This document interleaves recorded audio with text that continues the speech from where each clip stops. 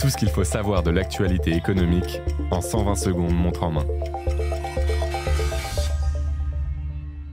Libérer des places en HLM. En France, près de 3 millions de personnes sont en attente d'un logement social. Mardi 25 mars, l'Assemblée nationale examine en commission une proposition de loi visant à mettre un terme au logement social à vie. Comment ? En prenant davantage en compte les revenus et le patrimoine des locataires. Ceux qui possèdent un bien immobilier ou qui dépassent les plafonds de ressources pourraient être contraints de quitter les lieux.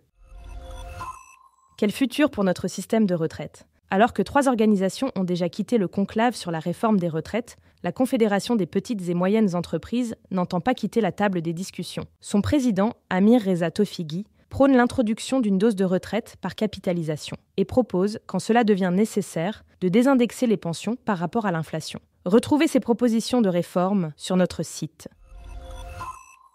Noz frappe fort à nouveau. Après Esprit, Habitat, Minelli, c'est au tour d'une énième marque haut de gamme de se retrouver dans les rayons de l'enseigne de déstockage. Noz va brader la dernière collection printemps-été de Bayard, une marque connue pour avoir habillé les plus grandes stars, comme Serge Gainsbourg, Claude François ou encore Johnny Hallyday. Créée en 1924, cette enseigne de prêt-à-porter masculin a fermé ses portes en octobre 2024.